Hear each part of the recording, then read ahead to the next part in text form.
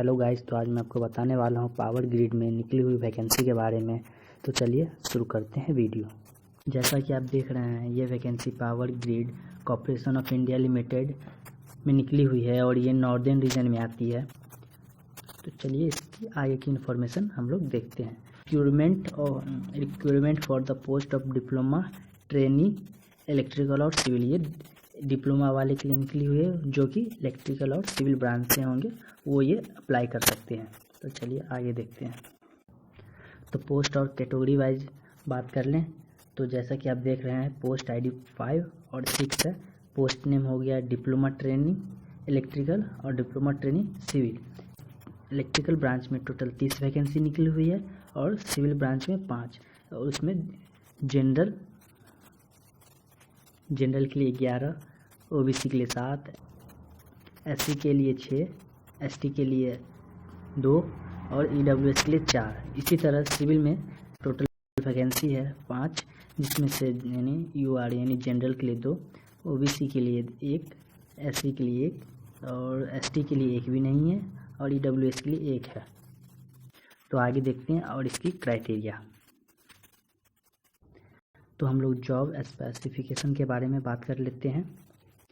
तो जैसे कि पोस्ट आईडी 5, ये इलेक्ट्रिकल ब्रांच वालों के लिए ये फुल टाइम डिप्लोमा किसी भी इंस्टीट्यूट या टेक्निकल बोर्ड से आपकी डिप्लोमा होनी चाहिए, वो भी 70% मार्क्स के साथ। इसमें ओबीसी, एससी, एसटी, पीडब्ल्यूडी को भी 70% मार्क्स होनी चाहिए।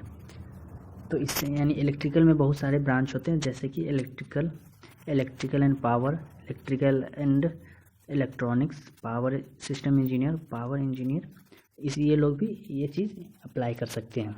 तो मैक्सिमम एज के बारे में बात कर लेते हैं। ईडब्ल्यूएस और जनरल के लिए 27 होने चाहिए, ओबीसी के लिए 30 और एससी एसटी के लिए 32। इसी तरह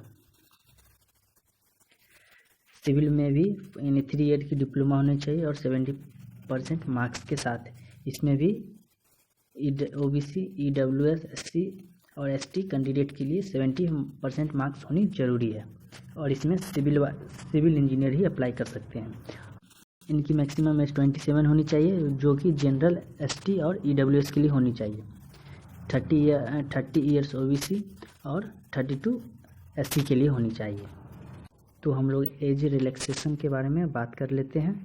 ओबीसी को 3 ईयर्स की एज रिलैक्सेशन मिलती है, एससी एसटी को 5 ईयर और ईडब्ल्यूएस को नो रिलैक्सेशन। तो हम लोग सिलेक्शन प्रोसेस के बारे में जान लेते हैं।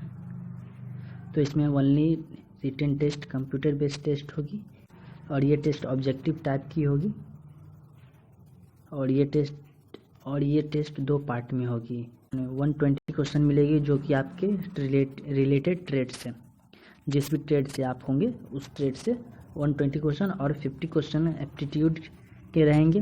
कंप्रेहेंशन रहेगी, एप्टीट्यूड, रीजनिंग एबिलिटी और डाटा सफिशिएंसी रहेगी। क्वालिफाइंग क्राइटेरिया रिटन टेस्ट में, तो अनरिजर्व कैटेगरी के लिए मिनिमम 40% और एटलीस्ट 30% मार्क्स आने चाहिए दोनों पार्ट में। इसी तरह रिजर्व कैटेगरी में भी minimum 30% marks and at least 20% marks each part, यानी दोनों पार्ट में कम से कम मैक्सिमम 30% और एटलीस्ट 25% मार्क्स आनी चाहिए, तभी आप यानी क्वालिफाई कर पाएंगे नेक्स्ट स्टेज के लिए।